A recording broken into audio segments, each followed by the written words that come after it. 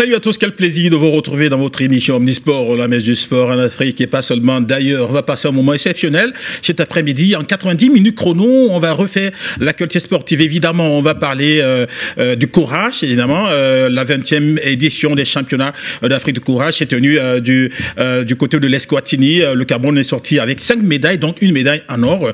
On espère avoir le président Zone Afrique sur ce plateau. Et on va parler également de natation, évidemment. La Ligue régionale de natation pour le littoral, natation et sauvetage évidemment, a organisé sa deuxième journée et donc on fera le bilan de cette journée-là. Et puis également on va parler de la performance du Cameroun et de l'Afrique en général pour les Jeux Olympiques de Paris 2024. Voilà donc ce qui constitue la substantielle moelle de l'émission Omnisport cet après-midi. À bon entendeur, bienvenue.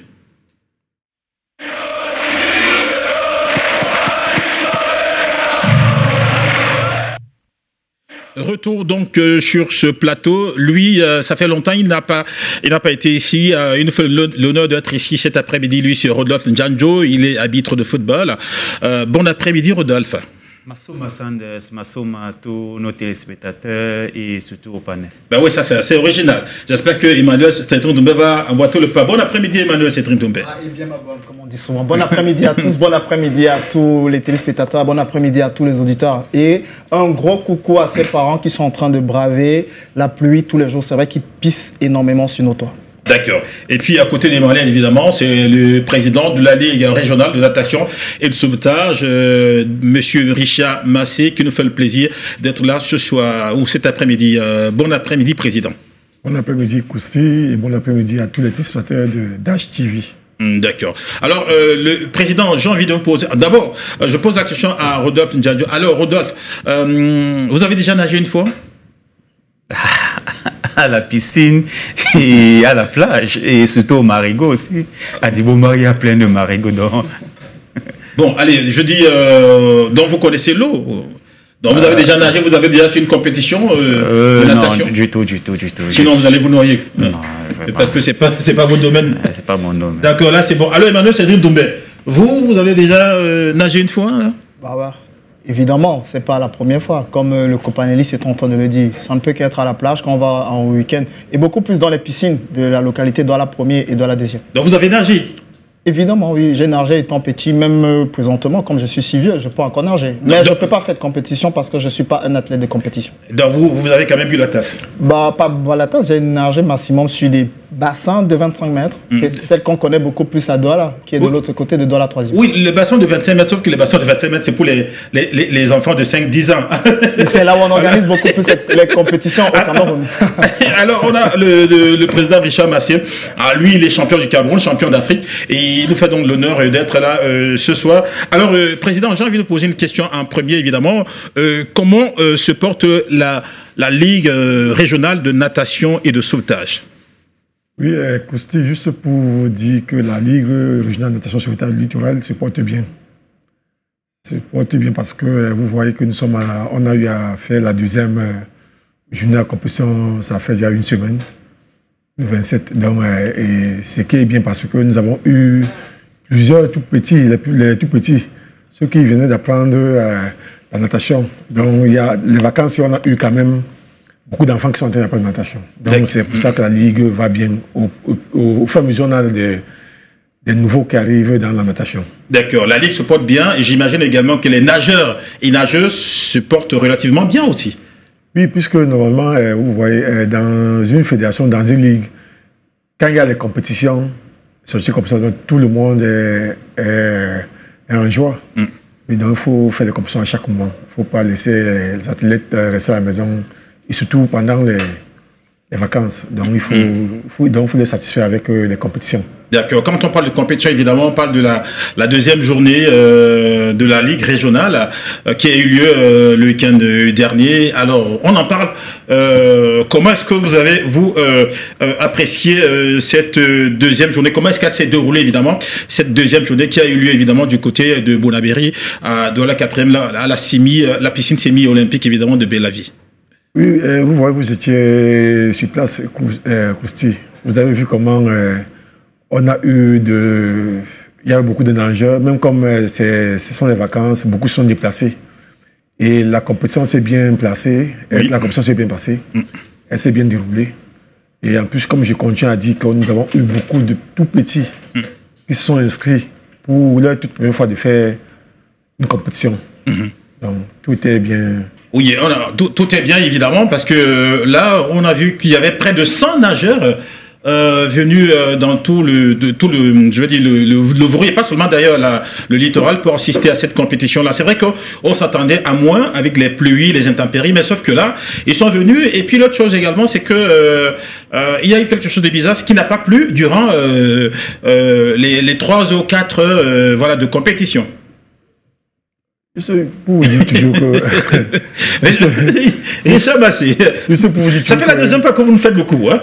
Lors de la première journée, il pleuvait dans la ville de Douala. Dès que la compétition a commencé, la pluie s'est arrêtée. Et dès que la compétition est finie, il a commencé à pleuvoir. Vous avez fait pareil également le week-end. Alors, juste pour vous dire que c'est pas la grâce de Dieu que tout se passe. Donc, il n'y a pas quelque chose de mystique dedans. Et en plus, nous aimerions, quand il y a compétition, tu joues ce genre de compétition de natation, il faut que nous, on veut voir les parents. On ne veut pas que la pluie vienne nous freiner, parce que les parents ne peuvent pas amener les enfants pour compétir. Quelle était la particularité, évidemment, de cette deuxième journée? Est-ce qu'il y avait, je veux dire, des choses qu'on n'a pas vues lors de la première journée, qu'on a vues lors de cette deuxième journée? Est-ce qu'il y avait des choses qui relevaient de l'extraordinaire? Est-ce qu'il y avait un plus par rapport à la première journée? Oui, il y a eu un plus par rapport à la première journée, parce qu'on a eu des nageurs qui sont déplacés du nord. Ah oui. Du nord pour venir compétir au littoral. Et en plus, le plus qu'il y a encore eu, il y a eu beaucoup de petits, de tout petits, comme je vous dis, ceux qui ont appris à nager 3 semaines, et ils ont aussi compéti. C'est ça qui était merveilleux par rapport à d'autres choses. Mais parce qu'on a eu d'autres nouveaux nageurs et les tout petits. Ouais. C'était quoi l'objectif en réalité? C'est-à-dire organiser cette deuxième journée avec... C'était quoi l'objectif? L'objectif de cette deuxième journée, ça fait partie du calendrier de la Ligue régionale de natation sur le littoral. Donc normalement, nous avons au trop 5 compétitions dans le littoral. Et en plus, c'est pour détecter aussi les nouveaux nageurs, comme je vous dis. On a vu les tout petits. Oui, pendant ces vacances-là, ils ont appris à nager. Donc pour vous, l'objectif a été atteint le week-end? Oui, ça a été atteint, puisqu'on a vu les nouveaux nageurs. D'accord. Ils n'ont jamais nagé, mais ils ont nagé les tout petits, les 4 ans, 5 ans, 6 ans. Oui. Et je pose la question à Rodolphe et évidemment à Emmanuel. Tout d'abord, je voudrais rappeler que, évidemment, le directeur technique Afrique, évidemment, président de Courage également, Zone Afrique, nous fait l'honneur et le plaisir d'être sur ce plateau. Il faut rappeler que le Cameroun a participé justement au championnat d'Afrique qui sont tenus en Eswatini. Le Cameroun est sorti donc, enfin, a eu 5 médailles, dont une médaille en or. Et on a le plaisir et je vais dire la joie de le recevoir sur ce plateau, évidemment. Monsieur Mathieu Ngaka, bon après-midi, bonsoir, maître. Bon après-midi à vous et à mes compatriotes qui sont à côté. Comment allez-vous, maître? Je peux dire je suis heureux, je suis content. Ça n'a pas été facile, mais je suis chez moi aujourd'hui. On va en parler. Alors vous avez déjà nagé une fois? Il n'y a rien qui me fait peur comme l'eau, mais cette famille, je connais bien cette famille. Mais la famille... Pourquoi vous avez peur de l'eau? Je ne sais pas. Donc si je vous entrez dans l'eau, vous allez vous noyer? Non, je ne préfère même pas rentrer. La seule fois que je vais à la piscine, c'est quand je me lave là. Mais président, c'est sérieux. Vous êtes champion du Cameroun, champion d'Afrique, vous êtes patron, vous avez fait retentir l'hymne national du Cameroun à l'extérieur et vous avez peur de l'eau. Chacun a une peur. Ça, il faut répéter ça. Chacun a une peur. Pour moi, c'est l'eau. Pour vous aussi. Mais sinon, cette famille, je connais bien cette famille. Ah, d'accord. Le premier pas en sport de la famille Nguiché, c'était chez moi à l'université de judo. D'accord. Ils ont même fait judo. Voilà. D'accord, avant de venir. On va revenir chez vous tout à l'heure. Alors, Rodolphe et puis Emmanuel, quand la première journée, il faut le rappeler, la première journée de la Ligue régionale de natation pour le littoral, évidemment, c'était la compète, parce que là, on voulait performer. Mais quand on regarde la deuxième journée, en réalité, on voit qu'il y a des enfants qui ont 5 ans, 6 ans, 7 ans, 8 ans, et ceux qui ont un mois mais de nage dans les bras et qui nous ont bluffé sur les 25 mètres nage libre. Alors, Rodolphe, t'as dit, quand vous voyez ça, est-ce que ça vous parle? Est-ce que vous appréciez cela, qu'on commence avec les enfants dès le plus petit âge pour évoluer en fait ensuite avec eux? Ou bien est-ce que vous vous dites que non, en fait c'est trop tôt, voilà, il faut attendre un peu que les enfants aient 15 ans?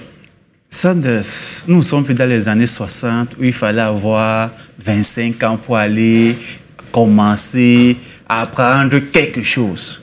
Aujourd'hui, les choses ont évolué. Les parents, les instructeurs et même les gouvernants ont compris que pour avoir la performance ou alors avoir les champions dans le futur, il faut commencer dès le bas âge. Et c'est les vacances. Les enfants sont à la maison, les enfants ont tout le temps d'apprendre. Alors, ça éloigne de la loisiveté aux enfants et ça permet aux enfants d'avoir quelque chose. Et la natation, c'est un sport extraordinaire parce que ça te révèle les muscles, ça te révèle le cerveau. Donc, pour moi, c'est extraordinaire de voir ces enfants qui font mieux que moi parce que moi, vraiment, à cet âge-là, me demander d'aller nager dans 25 mètres, vraiment, je vais te dire non, mais vraiment, c'est appréciable et félicitations à la Ligue. Oui, oui. Alors, Emmanuel Cédric-Doumbé, voilà, justement, on parlait de projets, on parlait évidemment de commencer par la pépinière. Richard Massé, lui, n'a pas attendu. Il a démarré dès la deuxième journée du championnat par la pépinière. On a vu les enfants qui ont 4 ans, 5 ans, 6 ans, on a d'ailleurs vu en image, qui ont commencé à nager et qui ont tenu sur 25 mètres nage libre. Est-ce que ça vous parle? Est-ce que ça vous inspire pour une fois? Est-ce que vous êtes content? Je suis ému parce que j'ai déjà vu plusieurs compétitions du président et que je le félicite énormément. Je ne vais pas embrayer sur tout ce qu'il a pu dire. C'est vrai que c'est quelque chose de louable de voir aujourd'hui nos gamins, nos enfants en train de se donner à la pratique de la natation. C'est quelque chose beaucoup plus à féliciter parce qu'aujourd'hui, il faut promouvoir le sport dans tout son ensemble. J'ai toujours dit, je les ai toujours appelés ces haineux de la mangeoire. Aujourd'hui, il y a des gens qui travaillent. Quand quelqu'un travaille, il faudrait qu'on le félicite avec toute sa clique et tout son entourage. La première journée, on était sur ce plateau avec un journaliste, un éminent journaliste d'une radio concurrente que vous connaissez énormément. On a essayé de décrire la première journée, mais c'est vrai que nos conseils et nos pics qu'on a pu apporter lors de la première journée ont donné un élan de travail à ce dernier. Avoir des enfants de 5 ans, de 3 ans, qui commencent en natation maximum 2-3 semaines et aujourd'hui nager dans une piscine de 25 mètres, c'est beaucoup plus à féliciter. Féliciter d'abord même le promoteur ou l'organisateur où on a pu organiser cette compétition dans la zone de Douala 3e. Vous avez vu? 4e. À Douala 4e. Vous avez vu que M. Massé, il travaille énormément. Il travaille parce qu'il a commencé à Douala 3e, à Douala 2e, à Douala 1er. Il essaye d'apporter une nouvelle pierre à l'édifice. Pas seulement les enfants de la Cité SIC, parce qu'on a vu la première édition s'est organisée du côté de la Cité SIC. Maintenant, il a quitté la Cité SIC pour aller du côté de Bonabéry. J'aimerais le voir de l'autre côté aussi, du sud-ouest, pour pouvoir au moins galvaniser tous ces enfants. Non seulement il ne peut pas, parce que là, il est dans la ligue régionale. Oui, non, au niveau des compétitions. On peut pas aller au niveau des compétitions. Voilà. Donc, ce n'est pas seulement rester à la 3e ou à la 4e. C'est quelque chose de si... je ne sais même pas comment employer les mots. Excusez-moi, si je comprends bien, vous vouliez qu'au-delà de Douala, il faut qu'il soit à Edea, par exemple. On a un Konsamba. Il a dit qu'il a ramené des enfants qui sont venus de l'autre côté, qui sont venus en vacances. C'est la période estivale des vacances. Vous savez qu'il y a beaucoup d'enfants qui quittent leur région natale pour venir à Douala pour pouvoir compétir. Il va falloir aujourd'hui que ces présidents de région, ces présidents de ligue départementale et d'arrondissement puissent aujourd'hui se mouvoir. Parce qu'aujourd'hui, dans la région du littoral, on a énormément d'établissements scolaires. J'aimerais que le président Massé puisse aller dans les établissements scolaires, puisse essayer encore d'apporter une nouvelle gangrène. Parce qu'aujourd'hui, on a en année une Olympiade. Moi, j'aimerais que le président Massé nous donne des talents dans les 2-4 prochaines Olympiades. Parce qu'aujourd'hui, nous, Camerounais, on est talentueux sur tous les sports convaincants. D'accord. Vous parliez évidemment des établissements scolaires. D'ailleurs, au niveau de la Ligue régionale de natation, il y a un projet de sport des établissements avec la Ligue. Alors, président Massé, est-ce que vous pouvez également nous parler évidemment de ce projet-là, le partenariat que vous venez de nouer avec certains établissements scolaires? Oui, le projet, c'est le projet de l'UNICEF avec le gouvernement. Donc, c'est savoir nager, les tout petits. Donc c'est un programme qui va être, normalement ça devait déjà être dans les établissements publics d'abord. Et c'est pour les enfants du cours élémentaire 2 ou CEP, un truc comme ça là. Oui. Tout petit. Oui. Donc 9 ans, 10 ans. Oui, 9 ans, de 8 ans à 9 ans. Okay. C'est quoi l'objectif évidemment de ce projet? Parce que c'est un projet assez énorme. C'est quoi l'objectif? C'est d'éviter des noyades. Parce que c'est que beaucoup de gens ne savent pas. Il y a des noyades cachées. Les enfants qui meurent, qui se noient et qu'on ne dit pas, on ne parle pas. Ils partent ils voyagent, ils partent au village, ils entrent dans les cours d'eau, subitement l'enfant se noie. Et quand, à la rentrée des classes, les camarades ne voient plus leurs camarades. Donc, et c'est ça qui a fait que l'UNICEF vient au Cameroun. Et c'est un projet de l'UNICEF avec le gouvernement. Donc c'est déjà presque terminé. On a déjà presque terminé. Donc moi je pense que cette année scolaire, on va mettre ça à jour. On doit passer dans tous les établissements d'abord publics. Ouais. Publics avant d'entrer dans les établissements privés. Et le ministère de Tourisme et de Loisirs a d'abord la même mise par rapport à tout ce qui concerne les piscines. D'hôtels privés, tout ce qui va avec. Oui. Pour qu'on puisse, à chaque arrondissement, on puisse établir toutes les piscines qui sont dans la zone. Oui. Pour que les enfants qui fréquentent à côté puissent aller apprendre à nager avec les maîtres nageurs de qualité que nous aurons à nos positions. Oui, là, je voulais aborder le volet infrastructure. Ok, d'accord. Vous dites, écoutez, oui, ça, c'est un bon projet. Mais les piscines, vous allez les prendre où? Les piscines ne vont pas pousser de terre. C'est quoi la cartographie exactement? Est-ce que vous avez identifié les piscines qui répondent à la norme, je vais dire ça, olympique ou semi-olympique, et en fonction des comment je vais dire ça, des régions, des arrondissements, ou est-ce que tout le monde va se déporter du côté de la piscine de Bassa, qui est évidemment la piscine de la Fédération camerounaise de natation et de sauvetage? Non, juste pour vous dire que on a localisé les pôles, parce qu'il y a on appelle ça les pôles, disons. Là où il y a Douala 3e, Douala 4e, 5e, premier et deuxième. Pour vous dire, on n'a pas besoin de piscines olympiques, ni semi-olympiques, pour vous apprendre à nager. On peut vous apprendre dans une piscine de 6 mètres, 6 mètres de longueur et 4 mètres de largeur. On a seulement besoin que vous flottez, vous sachiez faire les techniques. Et après, ça parce que ce n'est pas une compétition pour aller dans les piscines olympiques ni semi-olympiques. Juste pour que vous sachiez nager. Donc, ces enfants-là, même si les piscines sont toutes les piscines des hôtels qui ne sont pas plus grandes, on a facile de les faire nager. Au-delà d'éviter les noyades, est-ce que ça n'est pas également l'occasion de détecter les talents, les futurs lions marchands, par exemple? Oui, ça fait partie de tout cela. Ça fait partie des... Et pendant ce temps, il y aura des compétitions interscolaires. Oui, interscolaires. Donc, ça commence par là pour l'enseignement secondaire, après l'enseignement secondaire, l'enseignement supérieur, oui. Ben, vous allez prendre également la maternelle ou bien vous allez juste voilà. Non, la maternelle n'est pas. Non. N'est pas dans le cadre des choses. On prend les enfants. Les primaires. Oui. Primaire, secondaire, et puis universitaire. Oui. Alors, revenons donc sur évidemment d'abord, messieurs, comment est-ce que vous voyez ce projet-là, ce nouveau projet, la Ligue régionale de natation pour le littoral, en partenariat évidemment avec l'UNICEF et le gouvernement camerounais, la fédération. Oui, la Fédération camerounaise de natation, oui, vu qu'elle est logée dans la même enseigne que la Ligue, donc la Fédération camerounaise de natation et de sauvetage. Ça va créer autre chose. C'est comme c'est moi qui apporte un projet, non. La Fédération camerounaise de natation et sauvetage. Et vu que vous êtes également vice-président. Deuxième vice-président. Voilà, justement. Messieurs, comment est-ce que vous voyez, d'abord je vais commencer à mettre comment est-ce que vous voyez ce projet-là, qui est en train d'être mis sur pied et qui va démarrer à partir de la saison scolaire qui arrive, c'est-à-dire on décide au niveau de la fédération et le MINSEP, et évidemment l'UNICEF, de commencer à former les enfants à la nage à partir de l'école primaire et du secondaire. Est-ce que vous pensez que c'est une bonne chose ou bien vous dites... Je crois que c'est une très bonne chose. Comme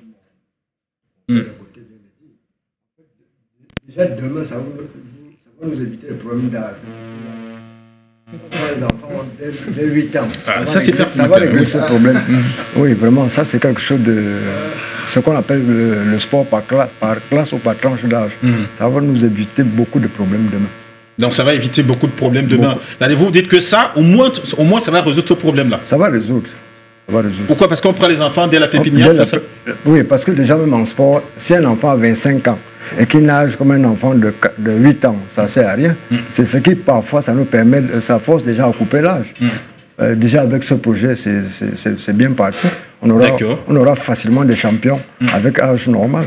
D'accord. Oui, pour moi. Ouais, pour vous. Alors Rodolphe, voilà justement, c'est... Le projet est louable et surtout que ça permet de détecter de nouveaux talents et surtout que beaucoup aujourd'hui se donnent à cœur joie à dire que ok, je vais participer à piscine party.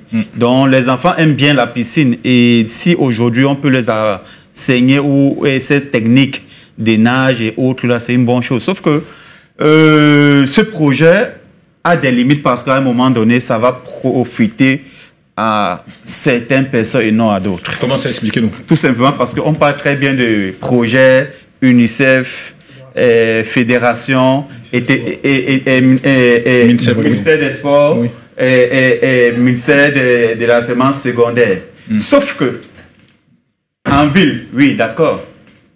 Maintenant, lorsqu'on va dans... Est-ce qu'on va aller dans l'arrière-pays? Est-ce qu'on va arriver à Dibombari, par exemple? La question c'est, est-ce qu'à Dibombari, il y a des piscines? On a dit tous les établissements publics. Oui. Sauf que dans l'arrière-pays aussi, il y a les établissements publics. Est-ce qu'il ne serait pas judicieux de dire que, OK, pour un début, on construit, par exemple, même si c'est de 6 mètres sur 6, chaque arrondissement, on dote chaque arrondissement d'un bassin. Oui, mais ça dépend plutôt de comment je veux dire ça, les collectivités locales décentralisées. Oui, mais sauf que on a bien parlé que oui, machin. Et autre chose, aujourd'hui, l'école va tellement vite. On a dit, OK, pendant les écoles et tout ça, est-ce qu'on ne peut pas voir comment on va faire ce genre de choses, peut-être les week-ends ou pendant les congés? Oui, mais ça sera un peu comme la FEDASCO, en fait, en réalité. Bref, oui, président. Et puis... juste pour vous rappeler que c'est comme aller courir, on est à l'école. Il y a les journées de sport. Oui, tout à fait. La même chose.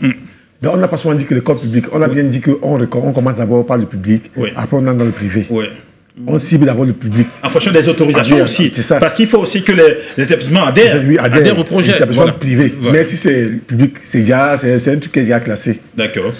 Donc, juste pour vous dire que c'est pendant les moments où les enfants vont faire le sport dans leur école. C'est à ce moment-là qu'on prend ces enfants. Donc, ils viennent peut-être 30 minutes dans une piscine, ils repartent. 30 minutes dans une piscine, ils repartent. Donc, ce n'est pas un truc comme programme un samedi, un week-end. Non, je suis d'accord avec vous. Sauf que, permettez-moi, je prends par exemple le lycée bilingue de Dedo. Oui. OK? Lorsqu'on regarde aux alentours, là, le bassin le plus proche est peut-être au niveau de BPCité. BPCité ou DK Hôtel? Ou non, disons BPCité. Oui, BPCité. BPCité. Généralement, aujourd'hui, c'est plus les 1-2 heures de cours, c'est les 50 minutes de cours. Moins de 50, c'est 45. Voilà. 45 minutes. Je veux dire, pour l'enseignant d'EPS, oui. C'est 50 minutes. 50 minutes. Alors, aller-retour. Ça fait déjà 2 heures de temps. S'il n'y a pas de bouchons. S'il n'y a pas de bouchons. Donc, c'est compliqué. Il faut revoir ça et vraiment, pour moi, les week-ends, c'est formidable. C'est-à-dire, le responsable d'établissement est au courant que les enfants iront de telle à telle heure pour apprendre à nager. Moi, je pense. Mais si c'est pendant les heures de classe, vraiment, vous allez m'excuser, mais on va encore voir que certains vont dire que non, j'étais au cours de natation, les enfants ne vont jamais aller là-bas. Vous avez entendu un truc? Oui, président, allez-y. Est-ce que vous connaissez combien de piscines il y a dans Douala là? Imaginez, parce que quand on parlait de Daido, peut-être que vous ne savez pas, peut-être que vous imaginez qu'il y a une seule piscine à Stécie, vous partez encore Lyon, vous cherchez encore une piscine. Douala seul n'a que minimum 300 piscines. Minimum 300 piscines. Voilà. Le secteur des dos là. Le secteur des dos là a plus de 15 piscines. Le secteur des dos. Et en même temps, on ne va pas mettre les enfants là où les règles d'hygiène ne sont pas approprié. Non, c'est pas Parce qu'on connaît des piscines ici dans Douala qui sont vraiment désagréables. Vraiment, disons-nous la vérité. Koussi, Oui, je vais mettre Emmanuel. un mot sur un mot. Ce sont des projets totalement lourds. Nous sommes Camerounais. Il faudrait que les téléspectateurs sont en train de nous regarder. Il faudrait qu'on dise la vérité aux Camerounais. Hein? Il y a énormément de projets qu'on a apportés aujourd'hui au Cameroun. Quand vous regardez ce genre de projet, on dit ministère, l'UNICEF, ministère du tourisme. Hein? Il y a aussi le ministère de la Santé qu'on va mettre dedans. Le ministère de l'Éducation sera dedans. Le ministère de l'Éducation de base sera dedans. Maintenant, il va falloir, tous les jours, on nous forme des enseignants d'EPS dans une institution qu'on connaît nous tous ici au Cameroun. Ils sortent. Il y a des handballeurs, il y a des voleurs, il y a des maîtres nageurs. Mais ils n'y vont pas. Pourquoi? On les affecte ailleurs. Il va falloir aujourd'hui que le gouvernement camerounais puisse tenir le taureau par les cornes et puisse dire des vérités à certaines personnes. On est dans la localité de Douala 1er. Dans la localité de Douala 1er, on a l'un des meilleurs établissements qu'on appelle le collège Liberman. Il faudrait qu'on s'agrippe à certains établissements. On dit, OK, il faudrait que dans certains établissements, des grands établissements de la République du Cameroun, qu'on puisse avoir des terrains de loisirs. Parce qu'on n'a pas de terrain de loisirs dans certains établissements. Aujourd'hui, vous allez au gymnase du lycée Jos de Douala. Là où on organise souvent des matchs. Vous allez au collège de la Salle. Souvent, il y a des matchs qui se jouent sur du terrain, sur du dur. Et pourtant, il y a le gymnase. Vous allez, tout à l'heure, M. Djanjo, il était en train de citer le lycée polyvalent de Bonabé, l'un des meilleurs qui a énormément de gymnases, où notre ministère beaucoup d'espace. Beaucoup d'espace. Il va falloir aujourd'hui que chaque arrondissement, chaque mairie, quand nous regardons l'Occident, il y a des mairies qui ont des terrains de football, il y a des mairies qui ont des terrains de basket, il y a des mairies. Moi, c'est le pourquoi je félicite une grande dame. Aujourd'hui, il faudrait le dire ouvertement. Elle a essayé de s'y construire sa région en fermant le terrain de football qu'on appelait le marché oignon, qu'on appelle Madame Fampou. Elle a fermé le terrain. Parce qu'il faudrait aujourd'hui qu'on trouve des terrains de loisirs à chacune des localités. Le maire de Douala 1er, il faudrait qu'on se regarde. On est aujourd'hui, on a quelque part de Youpe. On nous casse des routes, on nous casse des maisons, on construit. Un mécène va venir, il va construire son hôtel, il va vouloir mettre la piscine. À l'heure où ses clients vont vouloir aller à la piscine et que toi tu veux faire la compétition, qu'est-ce qui va se passer? Il faudrait qu'on puisse mettre des jalons en avant, qu'on puisse se poser, parce que dans toute chose, il y a des inconvénients. C'est le pourquoi on félicite énormément ce genre de projet, parce que c'est louable chez nous au Cameroun. Quand c'est louable, on dit que c'est bien. Mais quand c'est mauvais, il faudrait aussi qu'on dise que c'est mauvais. Aujourd'hui, M. Massé, il est allé faire sa compétition dans un hôtel de la place, à Bonabéry. Ne regardons pas la maille financière qu'on a pu dépenser. Il faudrait acquérir beaucoup d'expérience. Il faudrait draguer beaucoup d'enfants. Il faudrait draguer cette jeunesse qui vont beaucoup plus au niveau de l'oisiveté. Quand nous marchons dans la rue de Douala, beaucoup d'enfants, aujourd'hui, il n'y a plus beaucoup plus d'agressions, hormis certains quartiers. Maintenant, on a la période de vacances. Certains gens vont au football, au basket, au volleyball. On est en Godi. Le Godi aujourd'hui, on essaie juste de mettre encore du ciment pour que les gens puissent jouer au volleyball ou au handball. Moi, j'ai eu un oncle qui a joué du volleyball. Mais aujourd'hui, on n'a plus tous ces terrains. On n'a pas besoin de loisirs. Il faudrait aujourd'hui que ces enfants puissent être accompagnés, que ces maires de chacune des régions puissent accompagner chacune des fédérations et ces mécènes, beaucoup plus des sociétés, ces consultants qui viennent aujourd'hui dans des plateaux, vous journalistes aussi, vous devez accompagner ces personnes en les disant voilà, parce que dans toute chose, il y a ces inconvénients. Si ces présidents de COP, par moment, ils sont souvent battus, ils se disent ok, on ne peut plus rien faire. On a besoin aussi de les accompagner. On a besoin d'une directive. On a besoin d'accompagner nos enfants. Aujourd'hui, M. Massier est en train de nous donner ou pendant un communiqué que voilà ce qu'on va faire. La période de financement commence quand?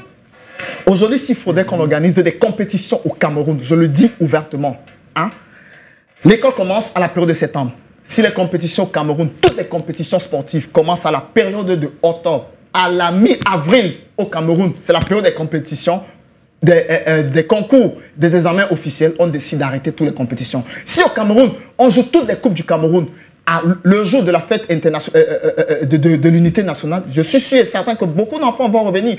Il faudrait que ces mécènes, ces directeurs d'école, ces présidents de clubs, parce qu'il y a énormément de fédérations, les Camerounais sont sauvagement talentueux. J'en ai vu et j'en vois encore tous les jours. J'ai regardé la compétition de patinage avec vous au niveau de l'hôpital général. Vous avez vu comment les enfants étaient en train de patiner?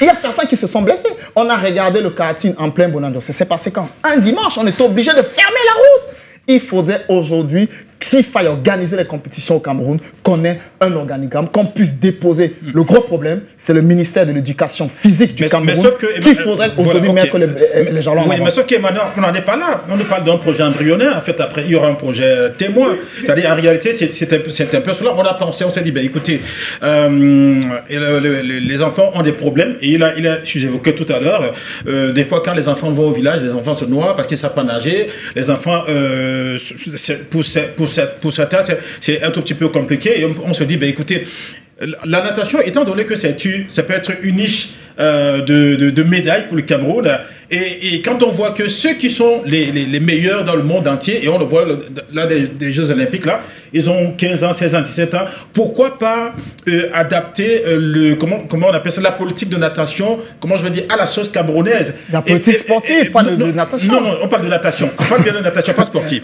De natation à la sauce camerounaise. C'est la raison pour laquelle, certainement, le projet UNESCO est venu avec ce projet, et puis après, on verra comment ça va évoluer, ça va prendre son essor. Le président vous avait dit ça commence à partir de cette année-ci. Oui, ça commence à partir de cette année-ci. Et je répète encore, je rappelle encore que apprendre à nager, c'est pour éviter les noyades. C'est pas pour la compétition. C'est pas pour la compétition. D'accord. À long terme, on viendra avec les enfants qu'on va capter, qui seront déjà. Mais c'est pour éviter la noyade. D'accord. On ne parle pas de compétition. On parle. On va apprendre ces enfants à nager. Où? Il y a la piscine. Voilà. On a déjà ciblé, les zones. Vous avez dit 3. Ça veut dire que vous allez aussi cibler les Non, il n'a pas dit 3. Il n'a pas dit ça. Non, il a dit il y a au moins. Il a dit justement. Ça veut dire que quand on cible les piscines, ça veut dire qu'on va aussi cibler les établissements. Moi, si je. Il a dit en fonction des pôles. En fonction des pôles. Doit la première, doit la deuxième, doit la troisième, doit la quatrième. Je suis proche des lycées. Et je sais comment ça se passe, même les compétitions. Aujourd'hui, il y a même certains établissements, chefs d'établissement, quand tu parles même de comment on appelle la compétition, de FENASCO. La FENASCO, là, les gars. Ils font ça. Allez jouer, si on vous élimine, maintenant mieux. La FENASCO que nous, on a connue, c'est plus ça aujourd'hui. Le lycée Jean, on savait que le lycée Jean, il y avait le volet. Aujourd'hui, non, moi je suis d'accord qu'on nous ramène ce genre de projet. Sauf que soyons aussi, combien de fois on nous a ramené ce genre de projet, ça a foiré. Parce que on ne nous dit pas, on ne se dit pas les vérités. Aujourd'hui, si on dote chaque arrondissement d'une piscine ou d'un bassin, on n'a pas besoin de 25 mètres. Même si c'est 15 mètres, chaque arrondissement, Douala premier, voici pour vous, Douala, machin, jusqu'à dans c'est-à-dire dans le Mungo, dans le Cam, dans la Sanaga maritime. Ça veut dire que les enfants auront plus d'arguments. Cet enfant qui est à Douala, qui a appris à nager à Douala, peut également continuer lorsqu'il va en vacances dans un autre arrondissement, continuer à nager. Pour arriver là-bas, montrer aux autres que non, moi j'ai appris à mais je peux. Mais disons-nous la vérité, on n'a pas d'infrastructure. Disons-nous la vérité. Et ce même qu'on nous a vanté. Aujourd'hui, je ne sais pas si ça fait partie du sujet. Nous sommes aux Jeux Olympiques. Nous tous nous sommes en train de voir. Nous voyons, on a ces réalités. Au Cameroun, on ne prépare rien. Ou alors, les gars veulent même se préparer, sauf que les infrastructures ne sont pas. Ah non, mais à la Ligue régionale de natation, on se prépare quand même. Hein, c'est-à-dire, je ne vais pas vous laisser dire ça quand même. Hein. Il y a un suivi au niveau de la Ligue. Je suis d'accord. Mais tu n'as pas de procès d'intention en tout cas. Non, pas de procès d'intention en tout cas. Un bassin olympique, c'est 50 mètres. 50 mètres de long, 27 de large. Ouais. Avec, je crois, pour en hauteur 2 mètres, le minimum d'auteur c'est 2 mètres. C'est ça, je peux me tromper. Et maintenant, si c'est 2 mètres, il faut 2500 cubes d'eau. Je me trompe ou... 200 mètres cubes. Pardon? Oui, 200 mètres cubes d'eau. Au minimum, est-ce que nous avons ça? Ben oui.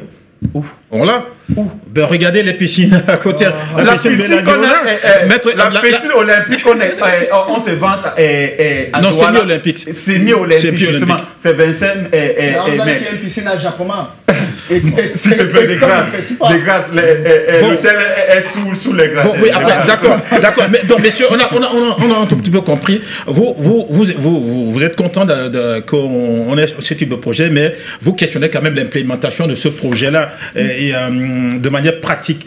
Comment est-ce que ça va se passer? Mais on pense quand même que c'est un projet. Qui dit projet, évidemment, dit qu'il y a eu des gens sérieux qui ont d'abord fait une étude de faisabilité du terrain, qui ont mené des études à tous les niveaux, et puis finalement, si le projet est arrêté, vendu, acheté, ça sous-entend en réalité que toutes les conditions sont réunies pour que ce projet-là soit implémenté. Maintenant, on va voir comment ça va se passer sur le temps. Ne tuons pas le projet dans l'œuf, c'est-à-dire attendons, mais un président de voir comment ça va se passer à partir de l'année prochaine. Je ne suis pas le Selcom, mais bon. Ça va être long. Donc c'est un peu cela.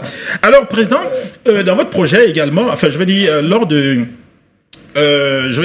la deuxième journée, on a vu les enfants nager. Est-ce que ça participe également du fait qu'on apprend les enfants à nager pour ne pas se noyer, ou ça participe également du fait qu'au-delà de se noyer-là, on commence à détecter très rapidement les talents. Et quand on a détecté ces talents-là, qu'est-ce qu'on en fait? Comment est-ce qu'on les utilise? Dans quel programme on les met exactement au niveau de la Ligue? Oui, comme ces enfants-là, oui. Vous avez vu, la majorité c'est moi qui les ai formés dans 3 semaines. Et là, je les forme par rapport à une compétition de natation pour nager. Ouais. Mais dès qu'ils commencent à flotter, je les forme là pour que dès qu'ils voient qu'un enfant un peu, il comprend vite. Parce que nager n'est pas facile. Hein. C'est l'un des sports où il faut utiliser le cerveau, savoir respirer, savoir être au fond de l'eau, sortir la tête et tout. C'est un sport qui est différent de tout sport au monde. Là, sa piste de compétition est différente. C'est dans l'eau. D'accord. Et il y a facilement noyade, mort d'homme. D'accord. Donc quand je détecte un enfant, que je sens qu'il est un peu plus éveillé, je prends l'enfant, je commence à le monter un peu vite. Donc je saute même les étapes. Okay.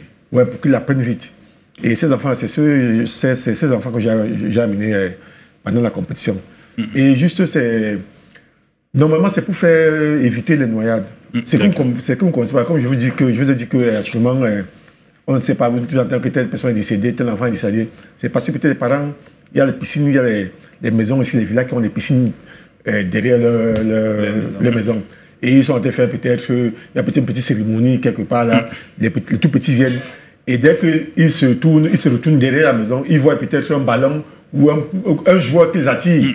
L'enfant ne veut pas savoir où c'est l'eau ou c'est quoi. Dès qu'il met son pied, il part au fond. Et c'est pour ça qu'on on veut éviter tous ces problèmes de noyade. Puisque nous, ça nous revient, parce que vous ne savez pas. En tant que jeunesse, nous, ça nous revient à tout moment qu'il y a eu telle noyade. Et c'est beaucoup. Beaucoup de pertes. Donc, normalement, c'est d'abord faire flotter les enfants, savoir nager. Et le reste, c'est détecter si l'enfant peut aimer la nature. Et quand l'enfant aime, c'est-à-dire qu'on ne force pas. C'est aimer. Hein. C'est aimer faire quelque chose. C'est pas qu'on force, on ne force pas. D'accord, président. Alors, président, eux, ils ne se sont pas noyés, évidemment, du côté de l'Eswatini. C'est le courage, évidemment. Les Camerounais qui sont allés de ce côté-là. Le président, il rigole un tout petit peu. Ils nous ont ramené Saint-Breloque quand même avec une médaille en or, évidemment. C'était lors des 25e championnats d'Afrique de courage. Alors, on a le président qui est ici, Mathieu. Bon après-midi. Bon après-midi à vous. Et merci pour ce que vous faites pour le sport. En général, le courage en particulier. D'accord. Alors, comment se porte Mathieu Kamga? Je suis un homme heureux. Ça, je peux vous le dire, je suis heureux. Parce que dans ce coin, c'était pas facile. Déjà, le côté climat, c'était pas facile. Moi, je connais. J'ai jamais fait une semaine dans une zone où il y a la neige ou tout ça. Ça, c'était difficile pour les enfants. Surtout pour des gars qui ne connaissaient même pas ce coin et tout. Il y avait des très gros pays. Hein. Le Cameroun est sorti 3e. Mais vous êtes rentré, vous êtes frais. Oui, mais frais sur la face, mais il faut voir dans le ventre. Alors, la question que j'ai envie de poser de manière triviale, parce qu'il y a Emmanuel qui a posé la question, en off, il a envoyé un message, il dit le courage aussi, voilà justement. Est-ce que vous avez déjà entendu parler du courage une fois?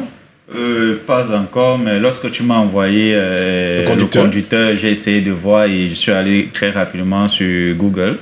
j'ai pu voir la chose et j'ai compris en quelques lignes que c'était un peu comme notre lutte traditionnelle ici. Ouais, donc un genou au sol, le cou au sol, on arrête et tout. Donc, j'ai fait connaissance de ce sport et vraiment, et j'étais très heureux de savoir que le Cameroun a participé dans telle compétition et rentré avec 5 médailles. 5 médailles.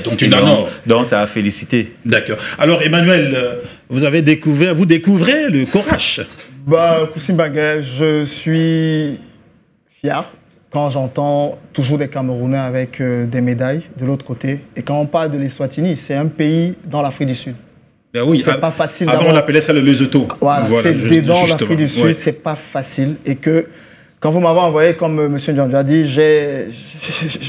je connaissais pas. Je connaissais pas vrai de vrai. J'ai eu cette film conviction de vous faire le message en vous disant que je connais pas. Mais il faudrait apprendre que les Camerounais sont talentueux dans tout domaine sportif. Et que partout où vous entendez un sport, les Camerounais y sont et ils sont émerveillés. Il faut énormément féliciter cette fédération, ses accompagnateurs, ceux qui ont pu gagner des médailles, parce qu'aujourd'hui, c'est l'honneur du Cameroun ou la vitrine camerounaise qui est encore, ou le drapeau camerounais qui a été hissé de l'autre côté, et que c'est toujours quelque chose de joie. Ce sont ces fédérations dites mineures qu'on n'a pas souvent l'habitude de voir, ces fédérations qui travaillent dans l'ombre.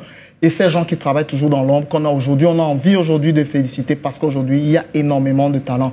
J'ose croire qu'ils ont une très bonne série de communication et qu'ils en auront encore beaucoup plus de médailles dans des prochaines éditions parce qu'aujourd'hui, ils ont gagné, ils étaient 3e. Nous, on aimerait, moi, j'aimerais, je souhaiterais qu'à la prochaine édition ou aux prochaines compétitions, qu'ils occupent la première place. Oui, à la 21e édition. Alors, Président, vous avez déjà entendu parler de Courage, vous vivez le Courage une fois dans votre vie? Moi, c'est ma première fois. Comme on a dit, c'est ma première fois, vrai. Alors, maintenant, vous allez comprendre ce que c'est que le Courage sur ce plateau. La question que j'ai envie de poser, qui est d'abord maître Mathieu Kanga? La casquette, elle est grosse, mais je préfère juste parler sur deux côtés là. Bon, je suis d'abord entraîneur départemental judo-vourie. Ouais. D'accord. Oui, entraîneur départemental judo-vourie. J'étais à la Ligue régionale de natation quand M. Nguiché commençait avec la natation. Bon, j'ai fait beaucoup d'autres sports, mais je préfère rester sur les deux là. Bon, j'embrasse le Courage en 2006 après les Jeux d'Alger. On nous fait la première promotion. J'étais encore à Yaoundé. D'accord. Bon, côté professionnel... Après, vous devenez directeur technique de l'Union africaine. Je voulais m'embrancher ce que mon frère a dit. La première fois que j'assiste à une réunion, quand on parle de réunion technique, il fallait chercher à asseoir le Courage en Afrique centrale.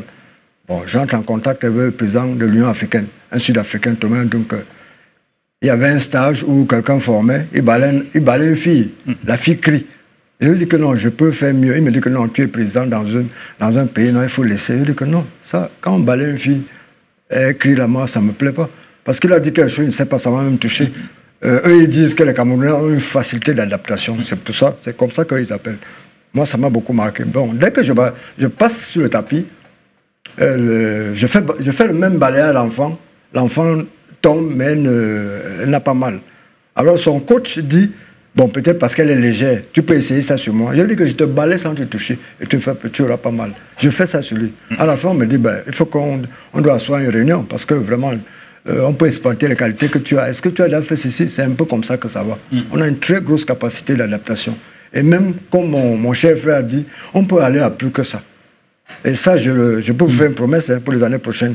Ça, je peux vous dire que nous pouvons ajouter deux médailles d'or dessus. D'accord. Ça, franchement, vous pouvez compter sur nous. Super. Après, vous êtes devenu président de l'Union Afrique centrale de Courage. Oui, c'est toujours à cause des qualités que le Camerounais a et qui, je ne sais pas, qu'on n'arrive pas à exploiter. Je suis directeur technique à l'Union africaine, président de la zone 4.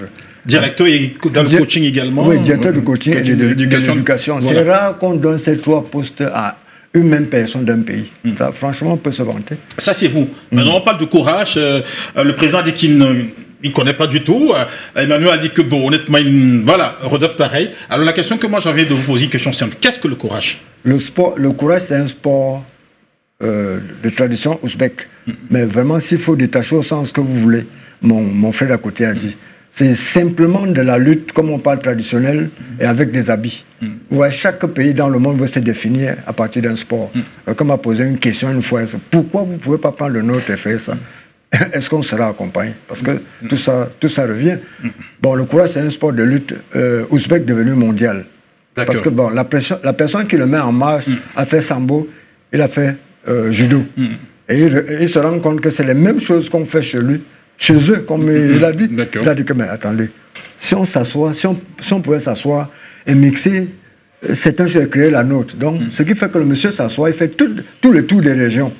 Il prend les techniques ici, il prend là-bas, il prend ici, il s'assoit, il organise et ça donne. Voilà. Et il s'appelle comment ce monsieur? Il s'appelle Tomi Yusupov. D'accord. Bon, maintenant, là, une autre différence entre les luttes, puisque tout ça, le courage en langue ouzbek, c'est lutter. C'est une lutte. Bon, le monsieur implante cette chose, il fait sucrer d'abord dans son pays. Après, il se rend compte que la manière pour exporter, la manière où les gens commencent à s'y intéresser, peut-être d'ici 50 ans, on risque de ne pas savoir là où ça vient. C'est là où vient l'origine de leur tenue. Vous voyez un peu dans d'autres sports comme le judo, on ne sait pas là où ça vient. C'est un monsieur très intelligent. Il a mis, bon, les deux pratiquants, il y a une personne qui a le haut vert, l'autre a le haut bleu. Les deux ont le pantalon blanc. Il y a une ceinture rouge. C'est nettement la couleur du drapeau ouzbek. Ça veut dire que même si même dans 200 ans, si c'est plus eux qui sont à la tête, ils vont au moins rester avec le drapeau. Ils sont intelligents de ce côté-là. Alors, ça, c'est une très belle technique de toutes les façons. C'est-à-dire,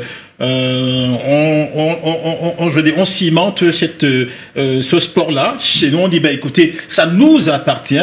On le réclame haut et fort et on fait tout pour que ça reste dans la mémoire des gens, dans la mémoire de l'histoire. Alors, le courage, quand est-ce qu'il est arrivé au Cameroun? Oui, le courage arrive au Cameroun en 2006, après les Jeux d'Alger. En 2006, j'essaye de l'asseoir. Bon, ça vous pouvez savoir, asseoir un sport au Cameroun, c'est pas facile. Et mes amis ont dit, mais c'est vrai que ça passe, on dit ça passe, mais sans soutien, je peux vous dire sans soutien. De 2006 jusqu'à ce que je monte une association avec un agrément en 2017. L'agrément même vient parce qu'ils ont vu ce que le courage fait sur le terrain. D'accord. Voilà, aujourd'hui, j'ai fait la main pour... Le courage est assis dans 7 régions, mais 5 régions sont totalement actives. C'est encore association ou c'est déjà fédération? Encore association, greffée à la FECALUT. Greffée à la FECALUT avait un grand projet comme la FECANAS. D'accord. Parce que déjà, à ce niveau, je pense déjà comment faire former les jeunes dans les grandes écoles là-bas. Déjà, même en ce moment, j'ai un mémorandum signé avec une université d'État.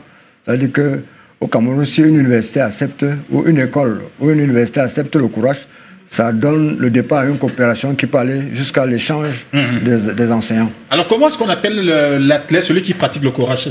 Il s'appelle comment? Le couragiste. Le couragiste, tout simplement. Simplement. Et donc, on a vu que vous avez participé donc, à la 20e championnat d'Afrique de courage à l'Eswatini. Comment ça s'est passé là-bas? Et qu'est-ce qui s'est passé pour que vous arriviez d'abord, c'était combien de pays et vous arrivez à avoir 5 médailles? Ouais, c'était 14 pays. Ouais. Bon, voilà, s'il faut dire, le départ même, on a eu des sérieux problèmes à l'ambassade. Bon, pas des trucs purement... Bon, c'était sérieux. Parce que la première fois, l'année surpassée, on va en Afrique du Sud. La dame, bon, pour blaguer, elle dit, mais qu'est-ce que vous venez même faire ici? Vous n'allez même pas battre un Sud-Africain, là, c'était chez eux. Alors, la dame me dit, le sport, vous êtes très fort dessus. Bon, avant, j'ai trouvé ça un peu dur, mais quand elle a détaché, j'ai compris. Elle me dit que je connais un seul sport où vous êtes très fort dessus. Très, très fort. Il y a d'autres où vous vous débrouillez, mais dans ce sport, l'Afrique du Sud, nous sommes assis. Je dis, ben tiens. Bon, c'était la parole d'un aîné. Je dis que bon, c'est pas grave, mais dès que je reviens d'Afrique du Sud, je vais passer ici chez vous. Quand on va en Afrique du Sud, cette fois-là, je vais avec un seul athlète. Bon, problème de moyens. Dès que j'arrive en Afrique du Sud, on lance la compétition des vétérans. Je dis, mais tiens, voilà une chance d'avoir une deuxième médaille. Le premier combat tombe sur un Sud-Africain, mais ça me fait paniquer. Je revois la parole de la dame. Le haut commissaire à l'ambassade d'Afrique du Sud, avec mon enfant. Mon enfant bat ce gars. Bon, mon enfant sort, le Cameroun sort 3e. Moi, je vais au vétéran, je sors 2e. Dès que je rentre au Cameroun, j'adresse une correspondance à madame le haut commissaire. Je dis que mais, vous avez dit une chose, mais nous on a fait le contraire. Ce Ce qui nous a permis d'avoir facilement le visa cette fois-ci quand on allait en Eswatini.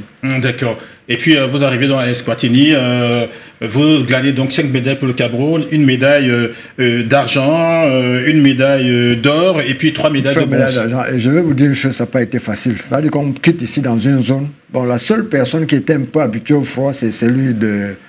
En tout cas, pour vous montrer que le courage est vraiment un peu assis au Cameroun. Dans l'équipe des 5 personnes, il y a eu 2 athlètes venant de Yaoundé. Un athlète qui vient de l'Est, de médaille d'or. Ouais. Ça, c'est un peu surprenant.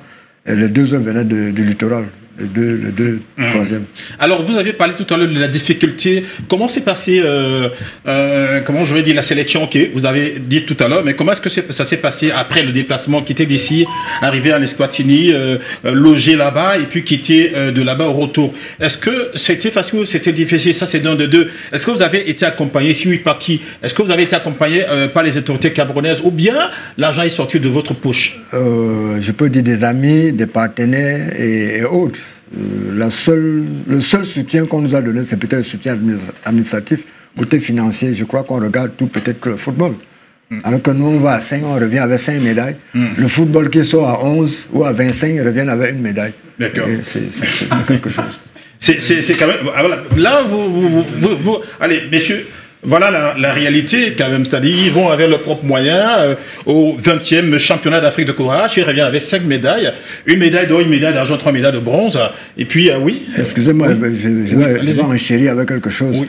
L'année passée, on va en Égypte, il y a un Congolais qui est sorti 3e, il a été reçu à l'aéroport par le ministre des Sports. 3e, il est reçu à l'aéroport. Le Camerounais vient 2e et 1er cette fois-ci, il n'est même pas reçu, même par un préfet. Bon. Après, Wally.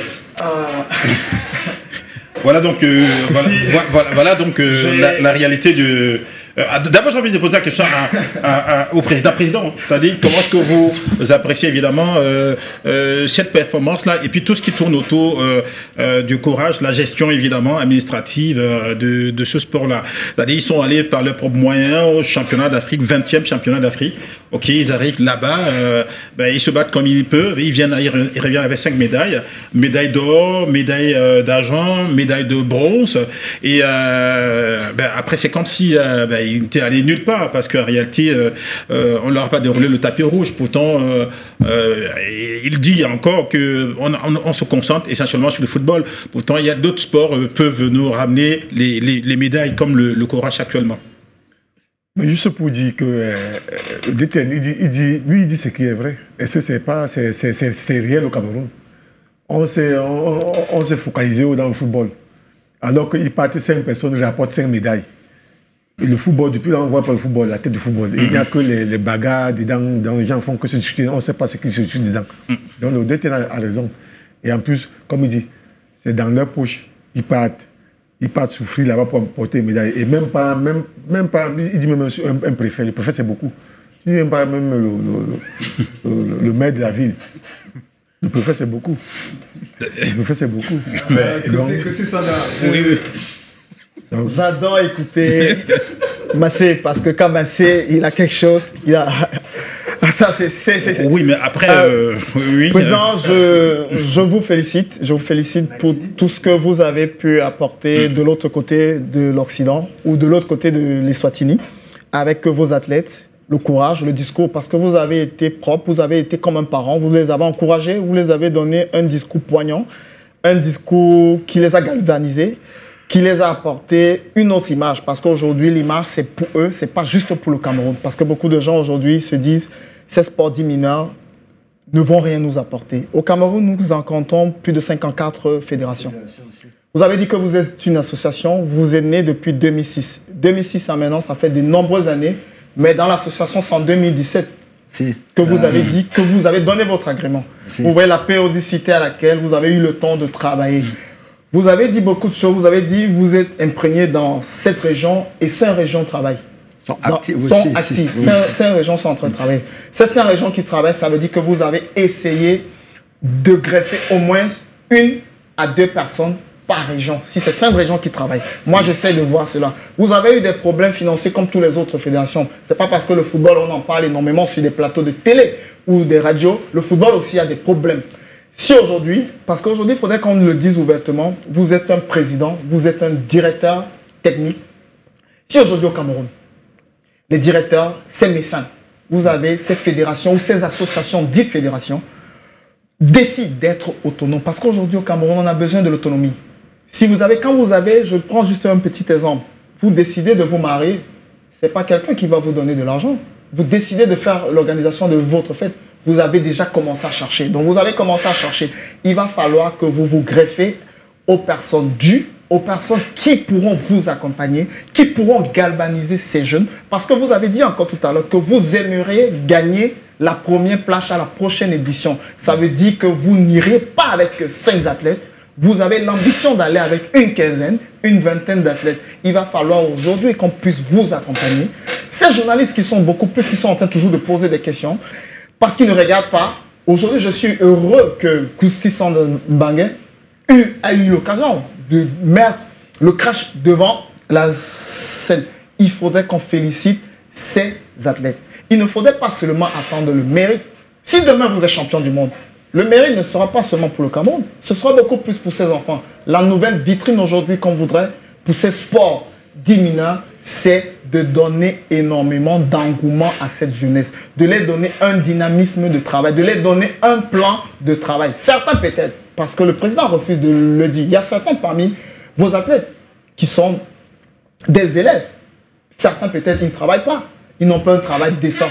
Il faudrait aujourd'hui qu'on puisse mettre certains athlètes dans un planning de travail, de compétition sportive, parce que nous, Camerounais, on a cet élan, on a cette visibilité et on a besoin d'être encouragés. Aussi, de vous greffer beaucoup plus à votre tutelle, la tutelle qui est la lutte. Il faudrait que vous vous greffez pour vous essayer encore de nous graner énormément de médailles dans les prochaines éditions. Donc, je suis heureux et beaucoup de félicitations encore à vous. D'accord. Alors, Rodolphe. Merci. Oui, moi, il a dit, mais moi, une chose, c'est qu'on sait. Et on va toujours faire le parallèle avec le football. Sauf que le sport dit mineur, je vais un peu dire au président, vous avez organisé la deuxième journée. Oui. Est-ce que le public est arrivé? Bon, le public, vous avez attendu les parents et tels et autres. Il y avait le public. Essayez d'organiser, par exemple, un tournoi de football. Vous allez voir un monde fou. Parce qu'en fait, comme on dit, c'est le sport majeur et ça attire les foules. Aujourd'hui, les sports mineurs... Et puis l'autre chose également, c'est qu'on peut jouer au football partout. Partout. Voilà. Le sport mineur n'attire pas trop les foules. Et c'est pourquoi mon frère André dit qu'aujourd'hui, il faut vulgariser la chose. Il faut vulgariser. Et Dieu merci, il est à la télé, d'autres vont comprendre. Moi, je n'étais pas au courant de ça. C'est lorsque vous m'avez envoyé le contenu que je suis allé taper les trucs sur le net. Ouais, donc, c'était tellement costaud. Aujourd'hui, vous devez faire les affiches. C'est vrai, ce n'est pas évident parce que, comme il a dit, chacun doit être autonome, mais on ne peut pas être autonome si non, même le gouvernement ne peut pas donner une petite subvention. Il faudrait que le gouvernement accompagne tous ces élans. Le ministère des Sports, oui. Ouais, voilà, vous êtes revenu du Cameroun avec 5 médailles. Ça veut dire que au Cameroun, berceau de nos ancêtres, a retenti là-bas. Donc, ça interpelle tout Camerounais que nous sommes. Donc, de temps en temps, vraiment, il faudrait que le ministère des Sports essaie aussi de regarder ces sports mineurs. Ne pas attendre toujours lorsque c'est déjà mondial, que tout le monde commence à parler de ça pour venir se tailler la part du gâteau. C'est maintenant que ça commence. Le travail, c'est maintenant. Le président a dit 5 régions actives et 5 personnes ont voyagé, 5 personnes ont ramené les médailles. Ça veut dire qu'il y a un travail énorme. Mais ce travail ne peut pas aller de l'avant si, comme il a si bien dit lorsqu'il est arrivé, le ventre est vide. D'accord. Alors, justement, c'est une bonne chute. Alors, Président, j'ai envie de poser la question. Alors, le courage, est-ce que le courage nourrit son homme? Ça, je peux dire c'est une mauvaise question. Ça veut dire c'est une mauvaise question. Vous avez la réponse et vous me posez la question. Mais en fait, je peux revenir sur ça. Et je peux aussi tirer sur nos aînés qui nous ont formés. On nous a formés sur la mécanique d'un sport. Un peu, vous pouvez finir, mais vous ne savez pas qu'est-ce qui tourne autour du sport. C'est pour ça qu'aujourd'hui, monsieur a parlé, mon cher frère a parlé de, je crois peut-être c'était toi, qu'au sein de l'équipe, il y a des gars qui fréquentent, oui. Il y a des gars qui fréquentent, il y a des gars qui travaillent. Moi, je voudrais surtout travailler à ce niveau. C'est pour ça que j'ai négocié, j'ai dit ça au départ, j'ai négocié un mémorandum qui peut permettre à nos enfants de faire des grandes formations dehors. Ça aussi, c'est des choses que, regarde, c'est toujours... Oui, c'est... Voilà. Bon, maintenant, même au niveau des enfants, excusez-moi de vous dire ça, même nous-mêmes, parents, on ne s'occupe pas de nos enfants. Avant une compétition à l'Obessu, je demande aux enfants, écoutez, quelques rares choses, je demande aux enfants, qu'est-ce que vous attendez de ce sport? Qu'est-ce que ça peut vous apporter? Je n'ai pas eu de réponse avec les gars qui première année, deuxième, troisième année, je n'ai pas eu de réponse. Donc, aussi, nous-mêmes, il y a des choses qu'il faudra apporter à la maison aux enfants. Je dis, je n'ai pas eu de réponse. Mais si moi, par exemple, c'est-à-dire, on a peut-être vous dire, ben, moi, ce que j'attends, c'est de vivre de ce sport-là. Je vous dis, il n'y a personne qui m'a dit ça. Déjà, ça vivre de ce sport. Oui. Tu as combien de matières à l'école? Que tu me dises que dans ma formation, est-ce qu'on peut avoir ceci? C'est pas ça. Oui. D'accord. Oui. Bon, maintenant, je vous dis encore une chose. Quand on va au championnat du monde en Inde, moi, j'ai négocié un contrat pour les soins difficiles en Inde. Vous ne pouvez pas me dire que je ne regarde pas ce côté à venir pour les enfants. Ça dit ici que j'ai dit avec 2 cliniques.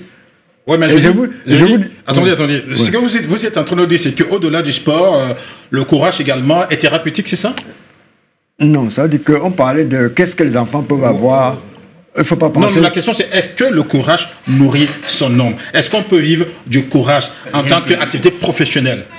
Je travaille dessus, on pourra vivre. Ah, donc c'est dans un futur... c'est dans mon programme. Oui. Proche, en fait, moyen ou lointain? Même pas très loin. Je vous dis que j'ai un mémorandum. La prochaine fois, je viendrai avec. D'accord.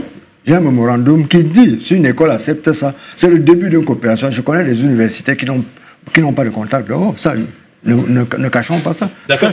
Donc moi, j'ai envie de poser une autre question autrement, c'est-à-dire, quand un athlète compétit, est-ce qu'il a le retour sur une compétition? Autrement dit, est-ce qu'il a des perdièmes quand il sort? Est-ce que quand il remporte des médailles, il a de l'argent? Est-ce qu'il y a des enveloppes? Ou bien quand il va, c'est juste, je vais dire, du bénévolat, entre guillemets? J'ai 2 choses à vous dire. Oui.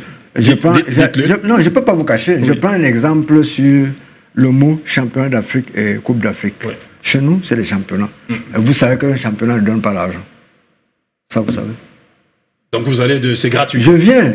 Oui. Maintenant, je vous dis autre chose. Dans le courage, il y a une compétition qualificative pour un grand événement en Ouzbékistan, appelée la Coupe du Président. Ça, il y a quelque chose à gagner. Combien? Mais vous pouvez chercher, c'est honnête. Hein. Non, dites-nous au président combien. Qu'est-ce que vous savez? Vous voulez que ça sorte absolument de ma bouche? Vous êtes la personne autorisée. Oui, j'ai une question. J'en ai même 2. Déjà, c'était une question. La première sur le plan financier. Ok. Oui. Vous voilà, vous sortez fraîchement d'une compétition. 20e édition des Jeux africains. Oui. Ok. Celui qui remporte par exemple la médaille d'or gagne combien? Une médaille d'or dans cette compétition gagne combien? C'est comme si vous n'avez pas compris. Hein. Elle est qualificative pour un grand événement qu'on appelle la XW Pro qui sera organisée en Ouzbékistan. Donc la Coupe du Roi. Où vous pouvez avoir $10,000. D'accord. Parfois même avec une voiture. D'accord. Okay. Non, si on est public, il ne faut pas m'arracher le président. Non, ça va, il faut participer au championnat. Voilà, justement. Pour être qualifié. Vous pouvez taper, c'est là. Tout à fait. Je ne peux pas cacher. Donc le travail est un trésor, président. Ma deuxième question, président, lorsque dans mes recherches, j'ai pu constater que on parlait toujours de la ceinture rouge. C'est ça. Je veux savoir si, comme dans d'autres sports de combat, est-ce que les grades sont pareils? La ceinture est fonction du niveau. Voilà. C'est la même ceinture pour tout le monde. Oui. La seule ceinture. Je crois que j'ai tout dit. Ce qu'on veut de visible, c'est le drapeau ouzbek. Oui, c'est tout. Oui, à l'intérieur, il y a des classes. Des classes ça veut dire qu'il y a ceinture blanche, ceinture jaune.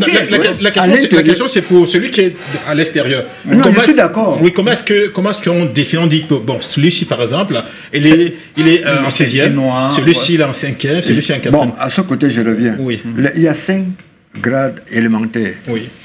Élémentaire. Oui, ça veut dire qu'avant la ceinture noire, comme on dit, je crois que je réponds. Parce que quand vous dites élémentaire, je suis en train qu'il y a le primaire, il y a le secondaire. Je peux vous dire, je viens. Oui. Il y a 5 grades, appelés lignes, L-I-N-E en anglais. Ça veut dire 1, 2, 3, c'est des classes. Après, la 5e ligne qui représente un peu la dernière classe, disons, ceinture marron dans voilà, n'est-ce pas? Vous accédez à des bars, comme chez les militaires. Noir maintenant. Voilà, c'est un peu ça. En fonction des combats, on met les bars. Voilà, en fonction de votre manière d'évoluer, des classes, on met les bars. En fait, leur manière, ils ne veulent plus faire comme les Japonais. Voilà. D'accord. Non, c'est j'ai compris. Ça veut dire que dans ta fédération, tu sais que tu es maître, mais quand tu vas compétir, tu n'as que ce. Si. Voilà, justement, qui est le symbole évidemment du drapeau de l'Ouzbékistan. Voilà. Alors, merci pour cette question. Au moins, c'est là que tu ne vas pas tirer tout fort dessus. On n'a pas tiré fort. Alors, président, on va revenir évidemment. Il n'y a pas que ça, il y a également les Jeux Olympiques derrière. Vous savez bien que les 33e Olympiades se déroulent du côté de la France, à Paris évidemment. Ça commence le 26. Ça va s'achever le 11. Le 11, ça sera dimanche prochain. Et puis, il y a le Cameroun qui est aligné évidemment avec 6 athlètes. Mais bon, il y a 2 qui sont déjà éliminés. La 3e va compétir, donc le 2, c'est-à-dire demain. Évidemment, et donc on est d'abord avec le président Massé. Alors, président, comment se portent évidemment nos athlètes côté natation de ce côté? On sait qu'on avait mis 2, évidemment. Il y a un qui est déjà éliminé, c'est Guichet, et puis il y a la fille qui est toujours là. Oui, les athlètes de la natation se portent bien. D'accord. Comment est-ce que vous avez vécu la performance, évidemment, de Sergio Amani? Non, Guichet, c'est un jeu normal, comme je vous ai dit ici au plateau. Les enfants partaient pour améliorer leur performance. Mais ce qui est peut-être la journée qu'il a eu à compétir, peut-être c'était pas sa journée, puisqu'il n'a même pas pu abattre même son propre record. Oui. Donc il n'était pas peut-être en lui. Vraiment, c'est un garçon qui est très violent en natation. Oui, mais sauf que, président, oui, on comprend bien, on veut bien comprendre, il est très violent en natation, mais sauf qu'il s'entraîne quotidiennement dans une piscine semi-olympique. Et maintenant, il va compétir dans une piscine olympique. Est-ce qu'il n'y a pas, comment je veux dire, un gros fossé entre cette réalité camerouno-camerounaise et la réalité européenne, même si il s'est qualifié dans une piscine olympique où il y a eu 2-3 jours à s'entraîner dans une piscine olympique du côté de Paris? Je peux vous dire encore que ces enfants que vous avez vus, il y a Ngelo et il y a Guichet. Oui, Ngelo. Oui, ils ont participé aux Jeux mondiaux, au Japon et au Qatar. Donc, quand on parle de piscine olympique, nous avons une seule piscine olympique ici, là. Qui est la piscine de Japoma, évidemment, qui n'est pas opérationnelle d'ailleurs. Qui n'a pas été opérationnelle jusqu'à présent. Oui. Donc, elle est là, elle est sans eau. Normalement, ces enfants devaient avoir accès à cette piscine. Donc, la natation. La Fédération camerounaise de natation doit avoir accès à cette piscine. Depuis qu'on l'a construit, on a livré le chantier et la piscine, elle est couverte. Elle est bien couverte. Elle a 1000 places. 1000 places, oui, le public, 1000 places. Mais la question que j'ai envie de vous poser, président, qu'est-ce qui coince? Pourquoi est-ce que la piscine, justement, cette piscine-là, qui existe, qui est du côté, évidemment, du stade de Japoma, qui a déjà été livrée, n'est pas mise à disposition des activités de la Fédération camerounaise de natation? Écoutez, là, je ne sais pas comment vous dire. Donc, le président a fait l'effort, le président Paul Biya a fait l'effort de doter le Cameroun d'infrastructures. Oui, voilà, mais justement. actuellement, on ne les utilise pas. Donc, je ne sais pas quoi vous dire. Non, disons au niveau de la natation. Est-ce que vous vous êtes approché de l'ONU? Est-ce que vous êtes approché, évidemment, du MINSEP? Voilà. Je ris. Est-ce que je ris parce que... Non, vous riez. Je ris parce que je me suis approché, j'ai eu appelé... un grand frère qui est gérant de ces infrastructures. De l'UNES? Oui. Bon, vous voulez dire, vous parlez de Joseph Antoine-Bel? Oui. Voilà, justement. Oui, j'ai eu une petite réunion avec le grand frère Joseph Antoine-Bel. Oui. Et le truc, c'est que on attend toujours pour que l'État puisse, pour que les moyens qu'il a où ça doit sortir, pour qu'on puisse mettre la piscine à jour, qu'on puisse nager dans la piscine. Ce n'est pas de ses propres moyens. Ça doit venir de plus haut, pour que la piscine soit opérationnelle. Oui, opérationnelle.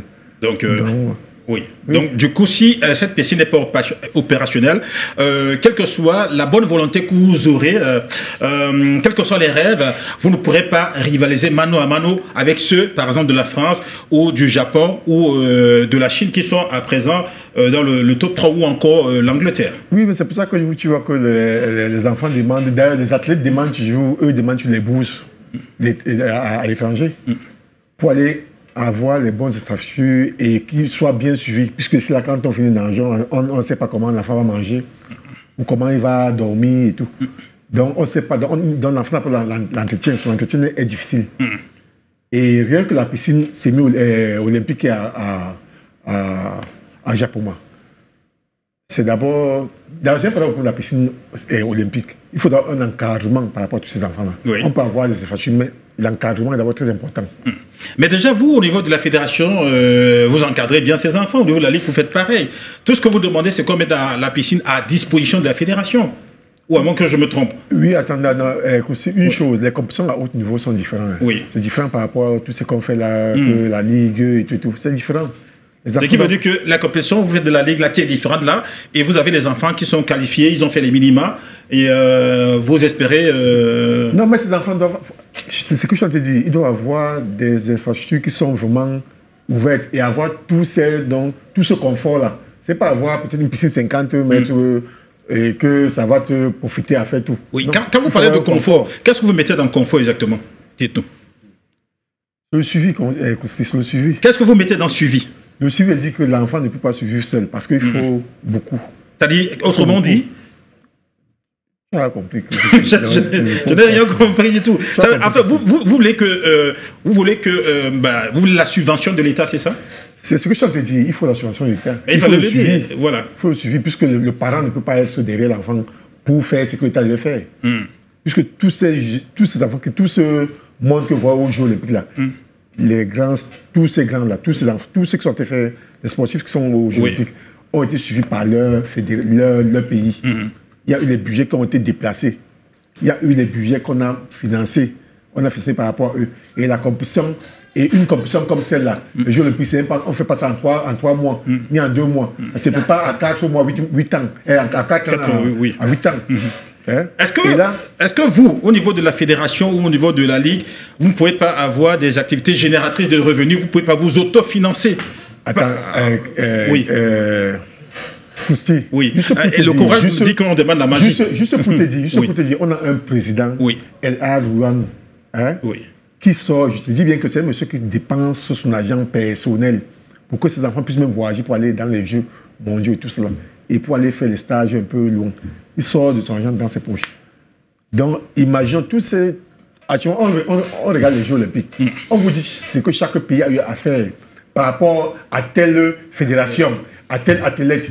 Vous voyez, en France, on vous dit comment les gars sont... Tu parles de quoi là? Les gars sont même...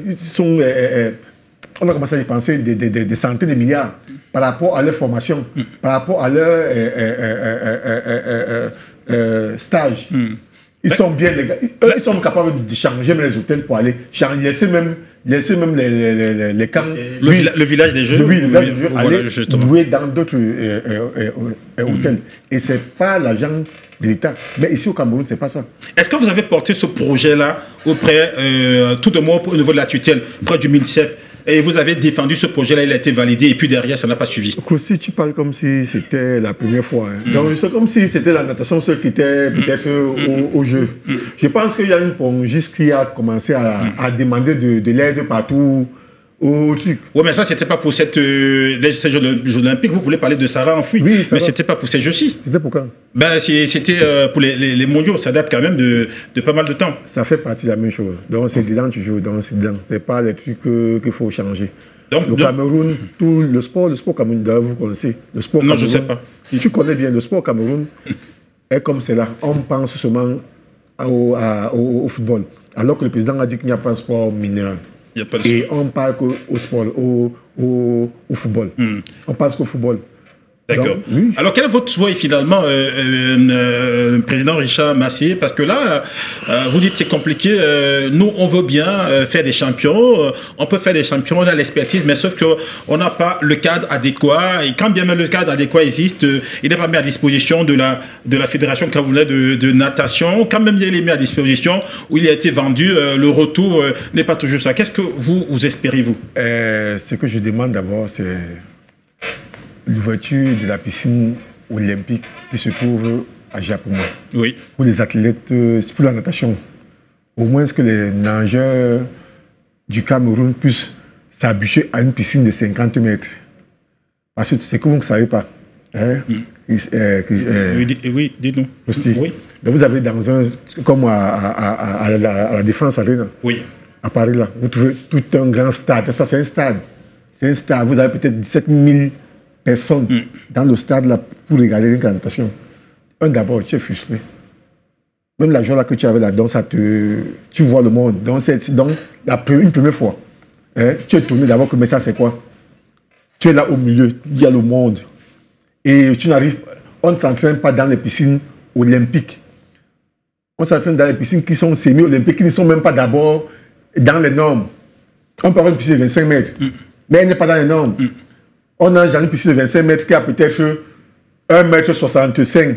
Ça n'a pas fini à 4,50 m, ce qui n'est plus dans les normes. Donc ça veut dire que vous pouvez aller au départ, vous nagez plus rapidement, mais à la montée, l'eau commence à peser. L'eau commence à peser, même votre temps, vous n'avez pas à battre votre temps. Donc c'est pour ça maintenant qu'on a mis ces piscines-là, comme c'est déjà pour moi. Elle est dans les normes. Elle est 2 mètres de surface, 2 mètres. Mais nos piscines, quand on fait les compétitions, ne sont pas les piscines dans les normes. On ne les a pas bien faites. Donc c'est les anciens trucs. Donc il faut au moins qu'on nous mette dans la nouvelle piscine olympique qui est à Japon.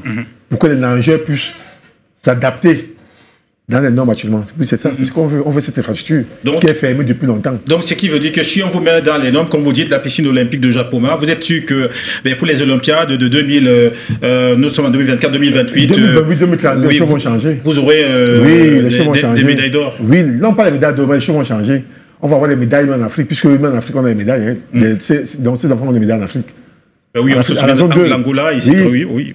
Ils ont des médailles. D'accord. Ils ont des médailles. Donc, on sait que les choses vont changer. Mais au moins, est-ce qu'on facilite d'avoir cette infrastructure de la piscine olympique de Japon. De toutes les façons, le message peut passer dans les oreilles de Sou. Oui, président, vous vouliez dire quelque chose tout à l'heure, non? J'avais aussi un problème de la préparation des athlètes. Oui. Quand vous allez, si vous faites sortir un enfant, disons Camerounais, quand il arrive dehors, quand il cause un peu de ce côté avec nous, il sera frustré. Quand peut-être le gars d'ailleurs va lui dire comment il a entretenu, quoique votre enfant il peut se noyer. Si, il dit l'enfant ne va pas courir. En même temps, les deux. Quand l'enfant atteint peut-être le minima, comme peut-être nos enfants viennent de faire en Swaziland, n'est-ce pas? Normalement, il devait avoir un stage de préparation dehors. Est-ce que vous savez que nous, en Swaziland, on logeait dans les chambres de 65 000 le jour? Vous savez ça? Mais vous payez, qui payait? Si vous voulez, ma mère, pas l'État. Vous comprenez un peu? Oui. Donc, quand il parlait d'accompagnement, il faut que l'accompagnement suive. Même si on nous donne des stades et tout ça, qu'il n'y a pas d'accompagnement, ça ne sert à rien. Et vraiment, on ne peut plus que ça. Moi, quand on chantait l'hymne dehors, vous ne pouvez pas savoir ce que ça fait. D'accord. Et encore, devant les grands pays comme l'Égypte, moi j'ai vu comment on appelle ça? Un truc de sport en Égypte, privé. Comment ils appellent ça encore? Une académie. Mais j'étais malade. Vous perdez dans l'académie. Vous allez, si vous trouvez une salle de sport, on donne le cours ici. Il y a une salle. On vous donne le cours de courage ici. Là-bas, vous faites courage sur le tapis. Vous allez là, vous faites boxe sur l'école. Vous allez là. Non, vous aussi. Au XXIe siècle au Cameroun, quel est le sport qu'on donne au BPC? Ce n'est ni la boxe, ni le judo, ni l'athlétisme, ni le courage, ni la natation. Aujourd'hui, là, ça veut dire qu'un gars en première division, en natation, en courage ou en football peut encore voir 0 en sport. C'est pas ça. C'est quel sport? Ailleurs, il y a le BP. En BP, on te donne la natation, le courage, le basket et tout. Pourquoi pas ça ici? On va loin, mais c'est grave. C'est-à-dire que vous, première division, tu peux avoir 0 en sport ici. Ça, je vous mets en défi. Voilà. Et vous souhaitez que ça change, que ça évolue? Et c'est facile que ça change. Monsieur Massé a dit, le président a dit, on peut faire un programme pour les enfants qui passeront au CPE. Est-ce que c'est difficile? Pourquoi on reste toujours dans les années 40 où vous allez, le jour de l'examen, vous courez, vous sautez, vous dansez. Guichet peut avoir 0 dans un examen. D'accord. Oui. On peut revenir avec ça. De la maternelle ou du primaire jusqu'en terminale, on peut mettre un programme de sport. Et ce n'est que comme ça qu'on aura des véritables champions. Voilà, justement. Les têtes bien faites et bien pleines aussi. Vous n'avez pas un guichet ou bien un gars qui est sorti champion chez moi, là. Le jour de la sport, quel sport il fait? On le fait courir, on le fait sauter. Rien de ce qui... Rien. Non, ce que le président veut dire, par exemple, aux États-Unis, c'est dans les universités, dans les lycées qu'on joue au basket. Et tu sors de là pour intégrer l'université, pour intégrer le championnat civil. Maintenant, moi, je vais revenir sur une autre cas du Cameroun. Il faut déjà dire à nos présidents ici que il ne faut pas toujours prendre ces comparaisons sur le football parce que déjà, toute compétition internationale du football génère de l'argent. Ça veut dire que lorsqu'une équipe, par exemple l'équipe nationale du Cameroun va à la CAN, la CAF a d'abord l'argent qui verse au Cameroun pour aller dans cette compétition. Et c'est ce que j'ai demandé au président, que est-ce que lorsque vous partez souvent compétir, on vous donne quelque chose? Il a dit non. Oh, il ne faut pas toujours avoir... C'est pourquoi nos gens vont dans le football, parce qu'ils savent que lorsque ces gars vont en compétition, il y a d'abord un agent que la CAF a versé ou la FIFA a versé pour aller jouer sa compétition. C'est pourquoi il y a les yeux là-bas. Maintenant, tu sais, quand tu pars compétir, tu sais que si tu es premier, voilà ce que tu as. Au Cameroun, le Cameroun est extraordinaire. Le Cameroun est comme le club de Marseille. Excusez-moi, chers supporters de Marseille. Le Cameroun est comme les supporters et le club Marseille. C'est qu'on aime l'histoire, on aime rester dans l'histoire. Oh, on avait gagné sans rien, on peut toujours gagner. Comme François Bango avait gagné la médaille en or, sans infrastructure, sans rien, on pense encore que ça peut arriver. Sans préparation, sans compétition, sans projet. Aujourd'hui, tous les pays qui participent aux Jeux Olympiques savent que comme tu parles là, si tu nous ramènes la médaille en or, voici ce qu'on te donne. Si tu nous ramènes la médaille en argent, voici ce qu'on te donne. Si tu nous ramènes une médaille en bronze, voilà ce qu'on te donne. Président, vous pouvez nous dire combien nos soldats qui sont là-bas, qui sont en train de nous représenter, si et seulement si un seul ramenait même la médaille en bronze, ce que le gouvernement a prévu pour eux? C'est le comité national olympique et sportif qui est allé poser la question de ce côté-là. Oui, Emmanuel, on n'a plus le temps, oui. C'est pour les athlètes, les Africains. Oui, justement, maintenant, oui, voilà. On a vu également, messieurs, que, écoutez, la compétition, et là, je vous prends là-dessus, la compétition a commencé depuis le 26, elle va s'achever le 11. Et quand on regarde bien le classement des médailles, on voit que le compteur de l'Afrique est à 5 médailles. 5 médailles. Ok, messieurs. On sait que lors de la dernière édition, évidemment, à Tokyo, on avait... parce que la moyenne africaine, c'est 35 médailles. Et à Tokyo, on avait atteint 37 médailles. Mais cette fois-ci, il nous reste une semaine, pratiquement une semaine, 2 ou 3 jours pour la fin de la compétition. On a encore 5 médailles. 5 médailles, une médaille en or, c'est l'Afrique du Sud, évidemment, en natation. Et puis l'Afrique du Sud a également eu 2 médailles en bronze, c'est-à-dire médaille en bronze en rugby à 7, médaille en bronze également en VTT. Et puis également, on a eu une médaille d'argent. La médaille d'argent, évidemment, c'est la Tunisie. Et puis notre médaille à bronze, c'est l'Égypte. Et quand vous regardez cela, et vous regardez à côté la performance des autres, tels que la France, la Chine, le Japon, les États-Unis et l'Angleterre, vous dites quand même, ça fait quand même, c'est désolant quand même. Bah, pour moi, je ne dirais pas désolant, je dirais que c'est l'impréparation qu'on a toujours vue chez nous les Africains et qu'il va falloir aujourd'hui qu'on puisse travailler. Il y a quelques années, en Afrique du Sud, on avait une femme qu'on appelait Christine Coventry, une très grande nageuse qui faisait énormément de performances dans les bassins. On a eu certains qui se sont qualifiés cette année. une athlète sud-africaine qu'on appelle Goze, qui s'est qualifiée aux 200 mètres, nage libre, mais qui n'a pas pu aller jusqu'à la finale. Quand vous regardez les Africains aujourd'hui, tout à l'heure tu parlais de 35 médailles. On n'est pas encore à l'heure des Africains. Soyez-en sûrs, à partir de demain, la période africaine va commencer et on va arriver maximum à 70 médailles parce qu'on a capitalisé énormément sur l'athlétisme ces 3-4 dernières saisons. Parce que énormément, les pays qui ont beaucoup plus galvanisé, c'était le volleyball, le handball. Aujourd'hui, vous avez une grande surprise, une équipe comme le Sud-Soudan, qu'on n'attendait pas, qui a fait au match de préparation un match nul contre les États-Unis d'Amérique. Non, ils ont été battus. Au match de préparation, oui, je dis au match de préparation, non, les États-Unis ils ont ont battu. fait un match nul. Non, 100 à 101. Ils ont battu. Voilà, 100 à 101. C'était non, il faut que non, il faut l'Égypte, 101. L'Égypte, même chose au handball, qui a fait un match nul contre l'équipe de France, qui est championne olympique. Hein? L'équipe d'Angola, tout à l'heure, qui est en train de jouer tout à l'heure, qui a essayé, malgré leur large défaite par rapport à l'équipe française de handball, qui est aussi aux Jeux Olympiques.